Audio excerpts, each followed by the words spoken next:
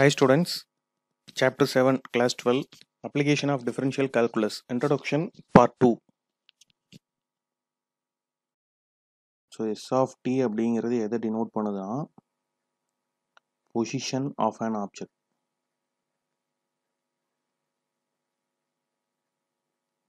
As a function of t, as a function of time.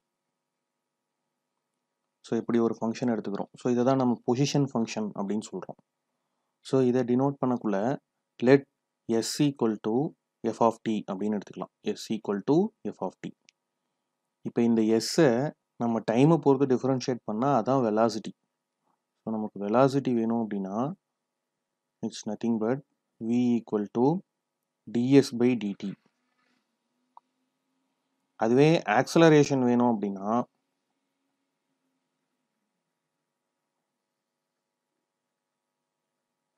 Acceleration A வேணும்னா the rate of change of velocity with respect to time.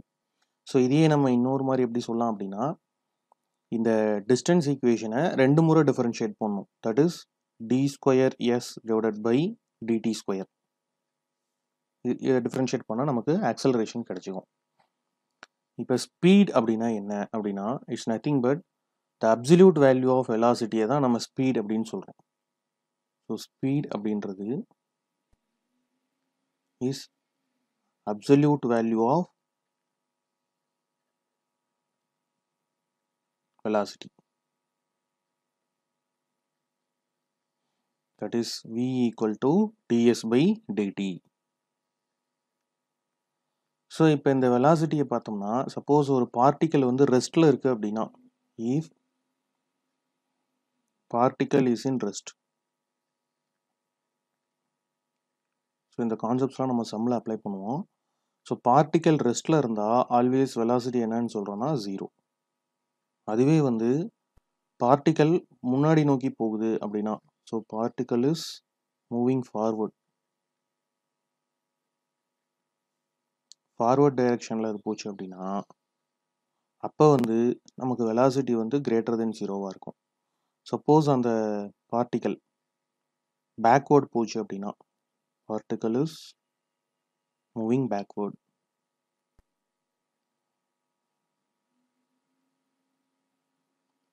Then velocity is less than 0. அப்போ இதில் நம்ம புரிஞ்சிக்க வேண்டிய முக்கியமான விஷயம் என்ன அப்படின்னா அந்த பார்ட்டிக்கல் வந்து தன்னுடைய டைரக்ஷன் மாற்ற வெலாசிட்டி வந்து தன்னோட சைனை சேஞ்ச் பண்ணும். ஸோ இது ஒரு முக்கியமான concept. When particle changes it's direction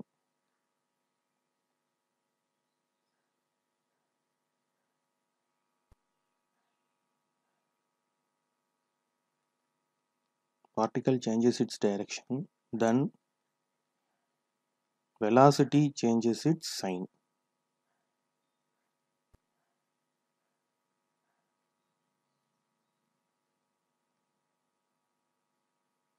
ஃபார்வர்டாக இருந்தால் பாசிட்டிவாகவும் பேக்வேர்டாக இருந்தால் நெகட்டிவாகவும் இருக்கும். ஸோ இது ரொம்ப முக்கியமான பாயிண்ட். ஸோ இப்போ நம்ம என்ன சொல்லலாம் அப்படின்னா என்னோட டெஃபினிஷன் இப்போ ஸ்லோப் அப்படின்றது என்ன அப்படின்னா it's nothing but the rate of change in vertical length to rate of change in horizontal length அப்படின்னு நம்ம ஏற்கனவே படித்தோம். ஸோ ஸ்லோப் அப்படின்றது rate of change in vertical length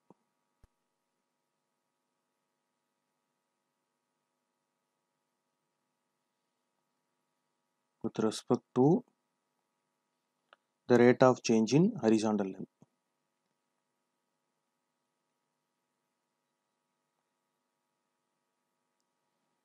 அதே போல velocity அப்படின்றது என்ன? velocityயோட definition rate of change of distance தான். அப்போ அந்த என்னன்னு சொல்லலாம்னா the rate of displacement, இடம்பெயர்தல். அந்த ஒரு பார்ட்டிக்கல் ஒரு இடத்துல இருந்து இன்னொரு இடத்துக்கு நகருது. So the rate of change of displacement எதை பொறுத்துனா with respect to time. And similarly acceleration அப்படின்றது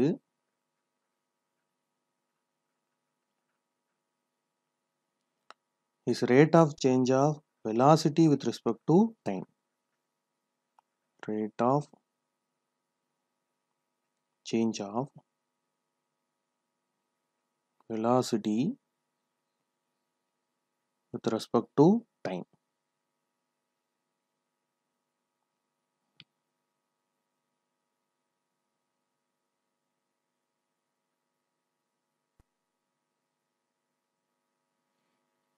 ஸோ இந்த கான்செப்ட்ஸை ஒரு ரீகால் பண்ணிக்கலாம். இப்போ எஸ் ஆஃப் டி அப்படின்ற ஃபங்க்ஷன் வந்து பொசிஷன் ஃபங்க்ஷன் அப்படின்னு சொல்கிறோம். அந்த எஸ்ஸை வந்து நம்ம டைமை பொறுத்து டிஃப்ரென்ஷியேட் பண்ணால் அதான் வெலாசிட்டி. வெலாசிட்டியை அகைன் டைமை பொறுத்து டிஃப்ரென்ஷியேட் பண்ணால் அதான் ஆக்சலரேஷன். அப்போ ஸ்பீட் அப்படின்றது nothing but the velocity, the rate of change of displacement. அதே போல் ஒரு பார்ட்டிக்கல் ரெஸ்ட்டில் இருந்தால் வெலாசிட்டி 0வாக இருக்கும். அது ஃபார்வர்ட் நோக்கி போனால் வெலாசிட்டி பாசிட்டிவாக இருக்கும். பேக்வேர்டாக இருந்தால் நெகட்டிவாக இருக்கும். அப்போ பார்ட்டிக்கல் டைரக்ஷன் சேஞ்ச் பண்ணக்குள்ள வெலாசிட்டி தன்னுடைய சைனை சேஞ்ச் பண்ணுது. அப்போ இதிலிருந்து நம்ம டெஃபினிஷன்ஸ் என்ன சொல்லலாம்னா, ஸ்லோப் அப்படின்றது rate of change in vertical length with respect to horizontal length. Velocity அப்படின்றது rate of displacement with respect to time. And acceleration அப்படிங்கிறது rate of change of velocity with respect to time.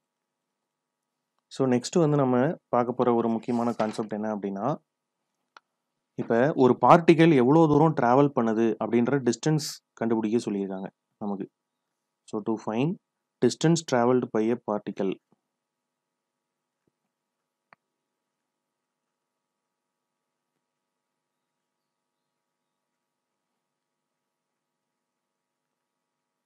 So ஒரு particle ஒரே டைரெக்ஷனில் போக்குள்ள நம்ம அந்த distance கண்டுபிடிக்கணும் அப்படின்னா அப்படியே நம்ம மெஷர் பண்ணிடலாம் டைரெக்டாக. சப்போஸ் அந்த பார்ட்டிக்கல் வந்து தன்னுடைய டைரெக்ஷனை மாற்றுது, ஒரு குறிப்பிட்ட டைம் இன்டர்வலில் அதனுடைய டைரெக்ஷன் மாற்றுது. சப்போஸ் T1 T2 அப்படின்னு 2 டைம் இன்டர்வல் எடுத்துக்கிறோம், T1 அண்டு T2. இந்த இன்பிட்வீன் டைம் இன்டர்வலில் சப்போஸ் TC அப்படிங்கிற ஒரு குறிப்பிட்ட இடத்துல இந்த பாயிண்ட் வந்து தன்னுடைய டைரெக்ஷனை மாற்றுது. T1லேருந்து TCக்கு போகல இந்த பாயிண்டில் டைரெக்ஷன் மாற்றுது TCயில். அப்படின்னா நம்ம இந்த டிஸ்டன்ஸ் கால்குலேட் பண்ணுறதுக்கு ஸோ என்ன கண்டிஷன்லனா T1 less than TC less than T2.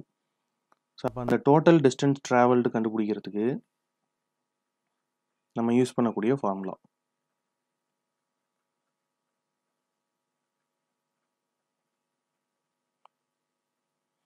So இந்த இடத்துல அந்த TCங்கிற பாயிண்ட் தான் the time when which the particle changes the direction.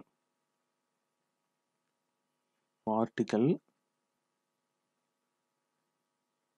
changes its direction at TC. So TC எங்கே லை ஆகுது? In between T1 and T2. அப்போ இதனுடைய distance எவ்வளோ ட்ராவல்னு கண்டுபிடிக்கிறதுக்கு நமக்கு ஃபார்முலா என்னென்னா, modulus of S of T1 minus S of TC plus modulus of S of TC minus S of T2. இந்த ஃபார்முலாவை நம்ம அப்ளை பண்ணுறோம். அதாவது எந்த பாயிண்டில் அது எந்த டைமில் அது வந்து தன்னுடைய டைரெக்ஷனை மாற்றினதோ அந்த இடத்துல நம்ம தனித்தனியாக கண்டுபிடிக்கணும். அப்போ தான் நமக்கு டோட்டல் டிஸ்டன்ஸ் ட்ராவல்டு கிடைக்கும். இதான் டோட்டல் டிஸ்டன்ஸ் ட்ராவல் கண்டுபிடிக்கிறதுக்கான ஃபார்முலா. ரிலேட்டட் ரேட்ஸை பற்றி பார்க்கலாம். ஸோ ரிலேட்டட் ரேட்ஸ் இது வந்து the change with respect to time அப்படின்னு சொல்லலாம். Change with respect to time. இப்போ ஃபார் எக்ஸாம்பிள் நம்மக்கிட்ட ஏதாவது ஒரு ட்ரையாங்கிள் ஒன்று இருக்குது. ஸோ இந்த ட்ரையாங்கிளுடைய சைடு இன்க்ரீஸ் ஆக அதனுடைய ஏரியாவும் இன்க்ரீஸ் ஆகும். So the rate of change off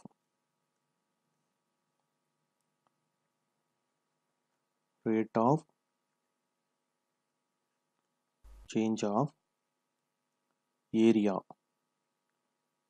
with respect to time என்ன அப்படின்னு பார்த்தா, ஏரியாவை கேபிட்டல் ஏன்னு குறிப்போம், அதை dA/dt அப்படின்னு சொல்லுவோம். ஸோ அதுவே rate of change of breadth of the triangle, அதனோட பிரெத் வந்து இன்க்ரீஸ் ஆகிட்டு இருக்கு. So the rate of change of base of the triangle ட்ரையாங்கிளோட பேஸ் டைமை பொறுத்து இன்க்ரீஸ் ஆகிறத நம்ம டிபி பை டிடி அப்படின்னு குறிக்கலாம். அதுவே height of the triangle, the rate of change of height of the triangle, இங்கே ஹைட் அப்படின்றது ஆல்டிடியூட். ஸோ அது இன்க்ரீஸ் ஆகக்கூடிய ரேட்டை நம்ம dh by dt அப்படின்னு குறிக்கலாம். Suppose rate of change of volume of cone increase ஆகுது டைமை பொறுத்து அப்படின்னா அதை நம்ம என்னன்னு டினோட் பண்ணலாம், dv by dt. இதெல்லாம் தான் ரிலேட்டட் ரேட்ஸ். ஸோ இதில் நமக்கு பேசிக்காக சில ஃபார்முலாஸ் தெரியணும்.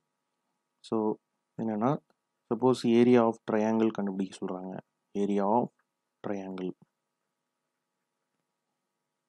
A equal to half into base into height square units. அடுத்தது வந்து வால்யூம் ஆஃப் கோன். இது நமக்கு வெல் நோன் ஃபார்முலா தான். வால்யூம் ஆஃப் கோன் கண்டுபிடிக்கிறதுக்கான formula 1/3 pi r square h cubic units. அதே போல் வால்யூம் ஆஃப் ஸ்பியர் கண்டுபிடிக்கணும் அப்படின்னா volume of sphere V equal to 4/3 pi r cube cubic units. So next வந்து ஸ்பியரோட side surface area. So surface area of the sphere.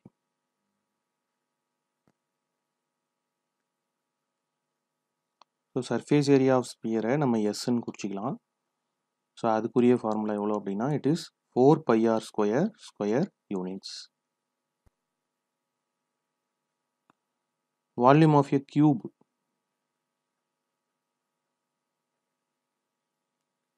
So V equal to a cube cubic units. So இந்த formulas apply பண்ணுவோம். So அடுத்தது வந்து நமக்கு ஒரு right angle triangle consider பண்ணிக்கலாம்.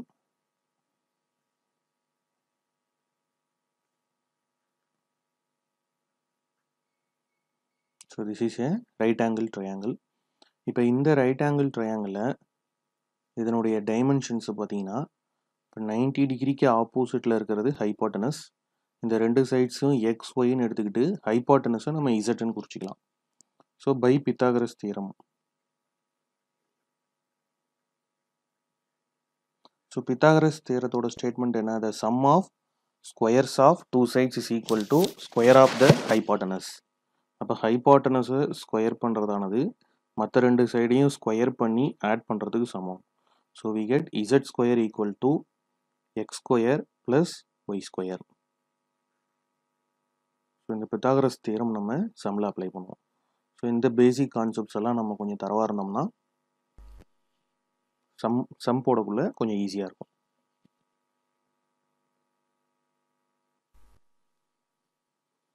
So அடுத்தது equations of tangents and normal பார்க்கலாம். So ஒரு டேஞ்சன்ட் லைனாக என்ன அப்படின்னா, இப்போ இந்த ஆக்சிஸ் எடுத்துக்கிட்டு இதில் ஒரு கர்வ் வரைஞ்சிருக்கோம். இதில் ஒரு குறிப்பிட்ட பாயிண்ட் நம்ம நோட் பண்ணிக்கலாம். ஸோ அந்த பாயிண்ட்டை வந்து x1 y1 அப்படின்னு எடுத்துக்கலாம். ஸோ இந்த பாயிண்டில் நம்ம என்ன பண்ணியிருக்கோம்னா இந்த கர்வுக்கு ஒரு டேஞ்சன்ட் லைன் வரைஞ்சிருக்கோம். அப்போ டேஞ்சன்ட் லைன் அப்படின்னா என்னென்னா, த tangent line to a plane curve at a given point is a straight line just touches the curve at the point. அது வந்து அந்த கர்வை ஏதாவது ஒரு குறிப்பிட்ட பாயிண்ட்ல டச் பண்ணுது. ஸோ அதுதான் நம்ம என்னன்னு சொல்கிறோம், டேஞ்சன்ட் லைன் அப்படின்னு சொல்கிறோம். ஸோ இதுதான் டேஞ்சன்ட் லைனுடைய டெஃபினிஷன். அதுவே நார்மல் அப்படின்றது, the normal at a point on the curve is the straight line which is perpendicular to the tangent at the point. அதாவது இந்த டேஞ்சன்ட்டுக்கு பெர்பெண்டிகுலராக வரைகிற லைன் தான் வந்து என்னது நார்மல். ஸோ இது ரெண்டுக்கும் இடைப்பட்ட ஆங்கிள் வந்து ரைட் ஆங்கிள் 90 டிகிரி இருக்கும்.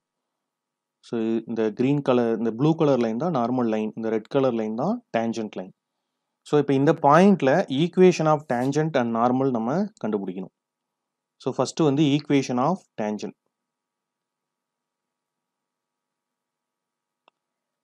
ஸோ நமக்கு equation of tangent and normal கண்டுபிடிக்க சொல்லிட்டாங்க அப்படின்னா ஃபர்ஸ்ட் ஸ்டெப் என்ன பண்ணணும்னா, நம்ம கொடுத்துருக்கிற கர்வை டிஃபரன்ஷியேட் பண்ணணும்.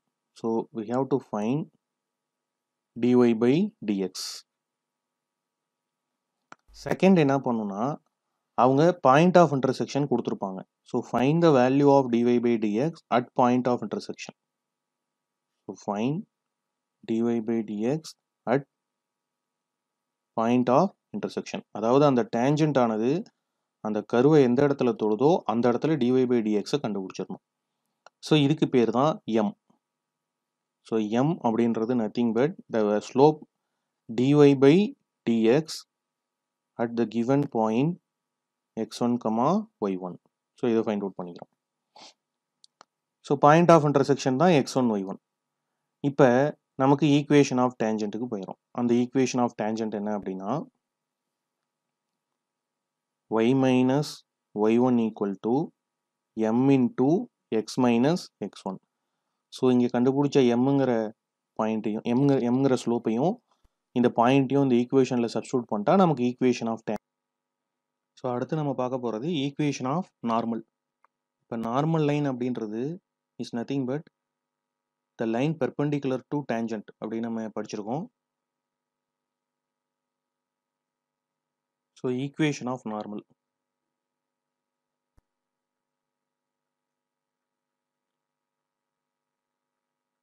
ஸோ ஈக்குவேஷன் ஆஃப் நார்மல் கண்டுபிடிக்கிறதுக்கான ஃபார்முலா என்ன அப்படின்னா it is y minus y1 equal to minus 1 by m into x minus x1. So இதுதான் ஈக்குவேஷன் ஆஃப் நார்மல். ஏன்னா இந்த இடத்துல நம்ம பெர்பெண்டிகுலர் ஸ்லோப் அப்ளை பண்ணியிருக்கோம். ரெண்டு லைன்ஸ் பேரலாக இருந்தால் ஸ்லோப்ஸ் ஈக்குவல், பெர்பெண்டிகுலராக இருந்தால் the product of slopes equal to -1. So அடுத்து இந்த கான்செப்ட் நம்ம தெரிஞ்சுக்கணும். என்ன அப்படின்னா if lines are parallel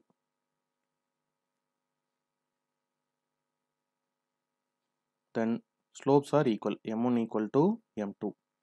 so அடுத்த பாயிண்ட் என்ன அப்படின்னா if lines are perpendicular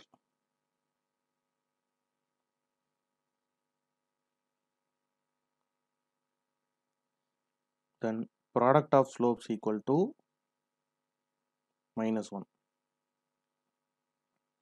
That is m1 into m2 equal to -1. So அடுத்து இந்த ரிமார்க் பார்த்தோம்னா if a tangent to a curve is horizontal at a point then the derivative at the point is 0. So நம்ம வரையக்கூடிய tangent வந்து ஹரிசாண்டலாக இருந்துச்சுன்னா அப்போ வந்து நமக்கு வந்து ஸ்லோப் m ஈக்குவல் டு எவ்வளோன்னு தெரியும், 0ன்னு தெரியும். ஏன்னா அங்கே ஆங்கிள் வந்து நமக்கு ஃபார்ம் ஆயிருக்காது. So when it is horizontal slope m equal to 0, அதனால் டெரிவேட்டிவ் 0ன்னு கிடைச்சிக்குது. அப்போ அந்த பாயிண்டில் ஈக்குவேஷன் ஆஃப் டேஞ்சன்ட் கண்டுபிடிச்சா நமக்கு y ஈக்குவல் டு y1. ஏன்னா எம்முக்கு பதிலாக ஈக்குவேஷன் ஆஃப் டேஞ்சன்ட்டில் நம்ம 0ன்னு போட்டுருவோம். இதுதான் ஈக்குவேஷன் ஆஃப் டேஞ்சன்ட். அதே போல் ஈக்குவேஷன் ஆஃப் நார்மல் வந்து என்ன ஆயிரும், x equal to x1. Suppose நம்ம வரையக்கூடிய டேஞ்சன்ட் வந்து வெர்டிக்கலாக இருந்துச்சுன்னா, ஒரு குறிப்பிட்ட பாயிண்டில் வெர்டிக்கலாக இருந்துச்சுன்னா அப்போ ஆங்கிள் 90 டிகிரி இருக்கும். 90 டிகிரியாக இருந்துச்சுன்னா நமக்கு slope m equal to tan 90. tan 90யோட வேல்யூ எவ்வளோனா இன்ஃபினிட்டி. அப்போ m வந்து நம்ம இன்ஃபினிட்டின்னு போட்டுருவோம்.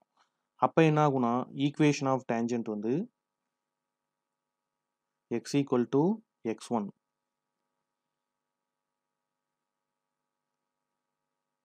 Equation of tangent is x equal to x1 and equation of normal வந்து பார்த்தீங்கன்னா y equal to y1. So இதெல்லாம் 1 மார்க்ஸில் கேட்கலாம். ஸோ இந்த ரிமார்க் பார்த்துக்கோங்க. ஸோ நெக்ஸ்ட்டு வந்து நம்ம பார்க்க போகிறது angle between the two curves. So angle between the curves அப்படின்றது இப்போ ரெண்டு கர்வ்ஸ் இன்டர்செக்ட் ஆயிடுச்சுன்னா the acute angle between the tangent lines to those two curves at the point of intersection. இப்போ அந்த ரெண்டு கர்வுக்கும் நம்ம டேஞ்சன்ட் வரைகிறோம். அந்த டேஞ்சன்ட் ரெண்டும் எங்கே கட் ஆகுதோ அதுக்கு இடைப்பட்ட அக்யூட் ஆங்கிள் தான் நம்ம ஆங்கிள் பிட்வீன். சப்போஸ் நம்ம ரெண்டு பேரபோலா எடுத்துக்கலாம். ஸோ இது வந்து y ஈக்குவல் டு எக்ஸ் ஸ்கொயருங்கிற பேரபோலா, இது y equal to x minus 3 whole square. இப்போ இந்த ரெண்டு பேரபோலாவுக்கும் இடைப்பட்ட ஆங்கிள் கண்டுபிடிக்க சொன்னால் நம்ம என்ன செய்யணும்னா இது ரெண்டுக்குமே டேஞ்சன்ட் லைன் வரைஞ்சிக்கணும். அந்த டேஞ்சன்ட் லைனுக்கு இடைப்பட்ட அக்யூட் ஆங்கிள் தான் நம்ம என்னன்னு சொல்கிறோம்னா angle between the curves. So இதான் tan theta. tan thetaக்குரிய ஃபார்முலா என்னன்னா modulus of m1 minus m2 by 1 plus m1 m2 அல்லது theta equal to tan inverse of modulus of m1 minus m2 divided by 1 plus m1 into m2. இதான் angle between the curves கண்டுபிடிக்கிறதுக்கான formula. So இப்போ இந்த ரிமார்க்கில் பாருங்கள், இப்போ ரெண்டு curves வந்து பேரலாக இருக்குது அப்படின்னா தென் m1 ஈக்குவல் டு m2ன்னு சொல்லிடுறோம். அதுவே கர்வ்ஸ் வந்து பெர்பெண்டிகுலராக இருக்குன்னா m1 m2 எக்ஸிஸ்ட் ஆகிருக்கணும். அதாவது இதுதான் கண்டிஷன், இன்ஃபினிட்டி வரக்கூடாது, ஃபைனைட் வேல்யூவாகவும் இருக்கணும், எக்ஸிஸ்ட் ஆகி ஃபைனைட்டாகவும் இருக்கணும். அது மட்டும் இல்லாமல் m1 m2 ஈக்குவல் டு -1ஆகவும் இருக்கணும். ஸோ எதுக்காக இந்த கண்டிஷன் சொல்கிறாங்கன்னா, இப்போ நம்ம என்ன சொல்கிறோன்னா m1 m2 வந்து -1 வந்தால் பெர்பெண்டிகுலர் அப்படின்னு சொல்கிறோம். இல்லை ரெண்டு இல்லை பெர்பெண்டிகுலராக இருந்தால் m1 m2 -1 அப்படின்னு நம்ம கான்வர்ஸும் சொல்ல முடியாது. ரீசன் என்னென்னா, இப்போ நம்ம சப்போஸ் ஒரு ஆக்சிஸ் எடுத்துக்கிறோம். இப்போ இது வந்து எக்ஸ் ஆக்சிஸ், இது வந்து ஒய் ஆக்சிஸ். ஸோ இதனுடைய ஸ்லோப்ஸ் நமக்கு வேணும் அப்படின்னா, இப்போ எக்ஸ் ஆக்சிஸ் வந்து ஹரிசாண்டலாக இருக்குது. ஸோ இதனுடைய ஸ்லோப் வந்து m ஈக்குவல் டு ஆங்கிள் 0. அப்போ tan θ ஃபார்முலாவில் அப்ளை பண்ணால் tan 0வோட வேல்யூ 0. அதுவே வந்து ஒய் ஆக்சிஸோட ஸ்லோப் கண்டுபிடிக்கணும் அப்படின்னா இங்கே வந்து இட் ஃபார்ம்ஸ் 90 டிகிரி. அப்போ நம்ம ஃபார்முலாவில் என்ன பண்ணுவோம், tan 90 சப்ஸ்டியூட் பண்ணுவோம். tan 90யோட வேல்யூ இன்ஃபினிட்டி ஆயிரும். சப்போஸ் இந்த ஸ்லோப்பை நம்ம m1 எடுத்துக்கிறோம், இந்த ஸ்லோப்பை m2ன்னு எடுத்துக்கிறோம். அப்போ இந்த கேஸில் லைன்ஸ் பெர்பெண்டிகுலராக தான் இருக்குது, பட் ப்ராடக்ட் ஆஃப் ஸ்லோப்ஸ் என்ன வராது, -1 வராது. m1 இன்டூ m2 போட்டால் நமக்கு 0 இன்டூ இன்ஃபினிட்டின்னு வருது. It is not equal to என்னது, -1. ஆனால் லைன்ஸ் வந்து பெர்பெண்டிகுலர் தான். ஆக்சிஸில் இருக்கிறது எக்ஸ் அண்ட் ஒய் ஆக்சிஸ். அதனால தான் என்ன சொல்கிறாங்கன்னா m1 m2 எக்ஸிஸ்ட் ஆகணும். இங்கே m2 எக்ஸிஸ்ட் ஆகலை. அது மட்டும் இல்லாமல் இது ஒரு ஃபைனைட் வேல்யூவாக இருக்கணும். இப்போ m1 0 அது ஃபைனைட் வேல்யூ, பட் m2 இன்ஃபினிட்டின்றது ஃபைனைட் வேல்யூ கிடையாது. ஸோ இந்த கண்டிஷன்ஸ்லாம் பூர்த்தி பண்ணாதான் அந்த ரெண்டு கர்வ்ஸும் நம்ம பெர்பெண்டிகுலர் அப்படின்னு சொல்கிறோம். ஸோ கர்வ்ஸ் பெர்பெண்டிகுலரை நம்ம இன்னொரு டேர்ம் என்ன சொல்லலாம் அப்படின்னா, த கர்வ்ஸ் ஆர் ஆர்த்தோகோனல் அப்படின்னு சொல்லலாம். Curves R orthogonal. ஸோ கொஷினில் இந்த மாதிரி கொடுத்துருப்பாங்க, show that the curves cut orthogonally அப்படின்னு கொடுத்துருப்பாங்க. அப்போ நம்ம என்ன பண்ணணும், ப்ராடக்ட் ஆஃப் ஃபஸ்ட்டு ஸ்லோப்ஸ் கண்டுபிடிச்சிக்கணும் ஒவ்வொரு கர்வுக்கும். பாயிண்ட் ஆஃப் இன்டர்செக்ஷனில் m1 m2 கண்டுபிடிச்சிட்டு m1 m2வோட ப்ராடக்ட் என்ன வரணும்னா -1 வரணும். வந்துச்சுன்னா த கர்வ்ஸ் ஆர் ஆர்த்தோகோனல் அப்படின்னு நம்ம சொல்லிடலாம். ஸோ இதான் ஆங்கிள் பிட்வீன் கர்வ்ஸில் நம்ம அப்ளை பண்ணக்கூடிய ஃபார்முலாஸ்.